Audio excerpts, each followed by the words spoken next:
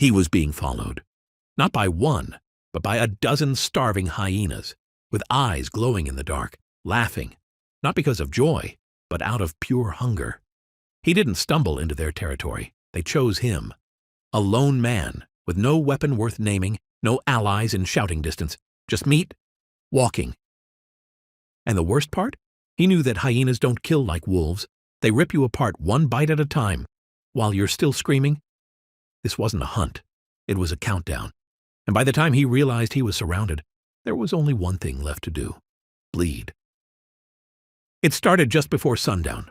The man, lean, sinewed, sweat-coated, walks the rim of a ravine.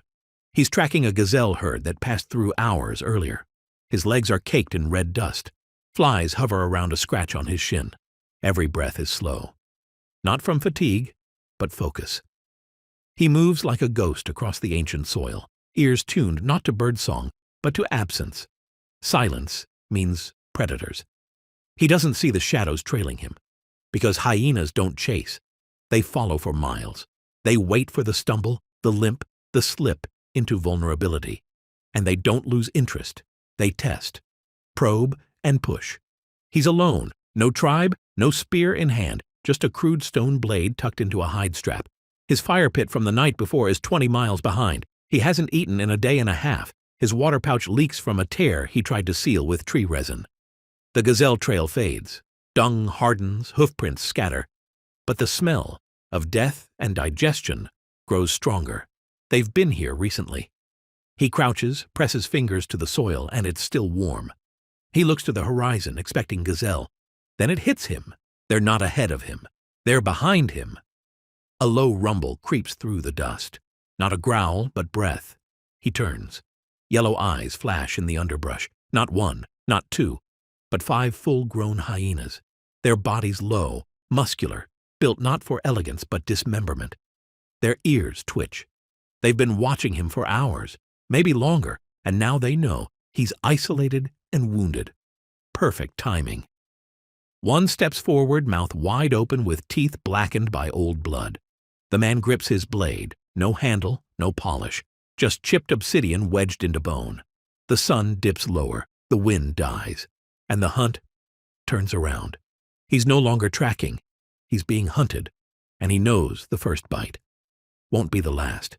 Suddenly the wind shifts, a low cackle, a rustle of brush, and then, out of the dark, they break. 4 at first, moving faster than wolves, eyes glowing yellow. He runs, not away, but downslope into a dried-out gully. His feet barely find grip on the gravel, ankles twisting, stones slicing at his calves. But momentum keeps him upright while snarls echo off the ravine walls. One catches up. It lunges, jaws open, fangs glinting with rot and bone dust. He spins, slashing. Stone meets flesh and blood sprays a hot mist across his face. The hyena shrieks, skids, crashes into a boulder, legs twitching. But now the others are closing in. Another leaps from the ledge above, clips his shoulder, ripping flesh as it passes, and he stumbles, rolls through thornbrush. His back is shredded raw while blood drips from his ribs. He scrambles upright, blade still clenched, knuckles white. They're circling now, not reckless but strategic. One feints and another charges from behind. He pivots just in time, driving the blade low into its neck. It gurgles, collapses. But now he's exposed, covered in blood, and not just theirs but his blood too. The earth beneath him soaks red. And the pack? It's not shrinking, it's growing. At last, he finds shelter. Not a cave that's too risky, but a jagged fissure between stone outcrops, narrow with one entrance and no exit. He backs into it, chest heaving, heart pounding so hard it feels like it will shatter bone. The stone is cold behind him. But his blade? Slick with blood, is nearly useless now. 6 hyenas now. Their shapes blur in the twilight, moving as one, but breathing as many. They don't charge, they wait. And from the back of the pack, she arrives. The matriarch, scarred and massive, one ear half gone, a deep gouge over her brow, from a fight she didn't lose. Eyes like molten rock. She doesn't bark orders because she doesn't have to. The pack parts, and she steps forward like royalty. Slow, deliberate, assured. One male creeps in, a scout, snarls. faints, his breath steaming in the cooling air while she watches. Out of nowhere he lunges and is met with a rock hurled at full force. His jaw cracks. He yelps and retreats, teeth hanging loose.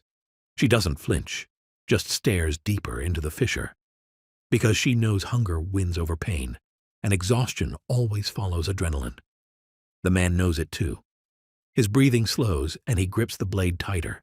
The sun is gone now, and in the dark, their eyes shine brighter. Hours pass. He doesn't sleep. He doesn't blink, and his muscles tremble from holding still. Too long. Every crunch outside is a countdown. Every wind shift could be breath on his neck. He sharpens his stone blade, slowly, methodically, not just for hope, for inevitability. He knows they'll test him again. As the temperature drops, his breath clouds. His hands shake, not from fear, but cold and exhaustion. Dust settles on his skin like ash while he chews a strip of rawhide and keeps his jaw locked. He can't afford to shiver, not now. Silence again, but not peace. The kind of silence that presses down on you and holds your lungs in place. Too quiet. He inches forward, neck stiff, limbs aching, eyes scanning the ravine. Nothing but pure darkness. No growling and no movement, just stillness. Had they left? Then he sees it, eyes, dozens of them low to the ground and motionless, reflecting the moon like scattered embers in the dark. They were never gone, just waiting, circling, repositioning, and calculating the exact second his guard would fall. And when it does, there will be no warning. Only teeth viciously digging into his flesh, skin and bone, tearing every possible thing you can imagine. All of the sudden, he does something insane. He steps out, not running, not retreating, but advancing, stone blade in one hand. A flaming torch made from a wrapped loincloth, tree sap, and dry grass in the other. The fire crackles, spits embers. Smoke stings his eyes. But he doesn't flinch. He roars. The sound isn't human. It's deeper, primal. A sound pulled from deep in his marrow. The hyenas scatter momentarily, except for one, a young female, too eager, still untouched by pain. She lowers her head and bolts forward, reckless and fast. He sidesteps, drives the blade under her rib and up into her heart.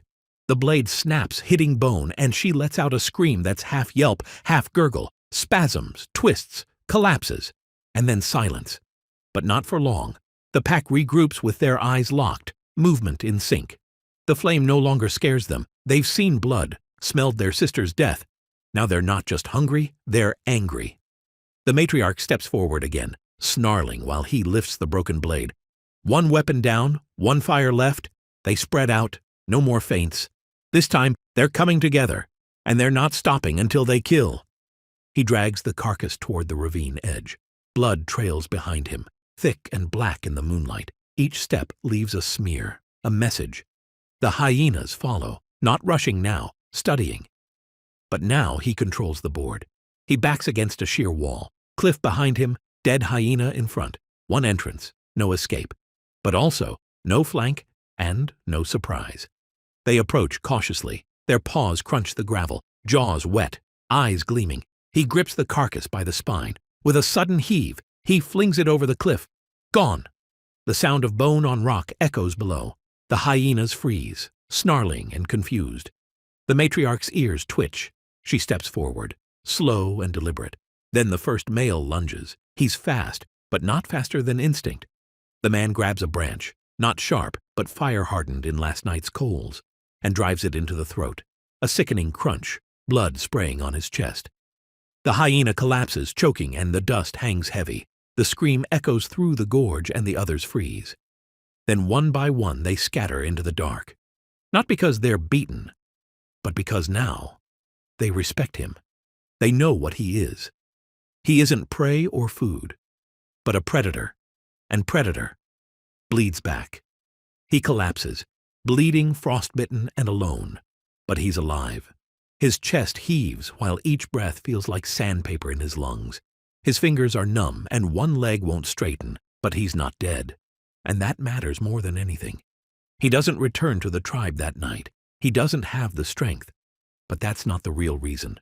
He stays in the ravine, curled near the blood-stained wall, wrapped in the silence. Because he knows the rules now. Out here, survival isn't about dominance. It's about calculation, patience, precision, and pain. He stares at the blood drying on his skin, not just from the hyenas, but some of it's his. His left shoulder's torn open with 2 punctures from the first lunge. The cold keeps it numb for now, but the fever will come. Bruised and beaten, he lays with a smile on his face, because he learned something. The hunt doesn't always begin with the predator. Sometimes it begins with the hunted. His scars will become maps and reminders of each move, each breath, and each gamble. A tooth mark here, a bone bruised there. The cracked knuckle from driving that branch into a throat. Every mark tells a story, not of pain, but of proof. Proof that he didn't just survive the wild, he outwitted it. Years later, children will gather around a fire. They'll hear the story of the man who fought the pack, who stared into death and didn't blink. They won't know the details, but they won't need to. The blood still stains the rocks. The bones still rest at the base of the cliff. And the hyenas? They still remember. Not the kill, the fear. Thanks for watching. Be sure to check out the next video and subscribe.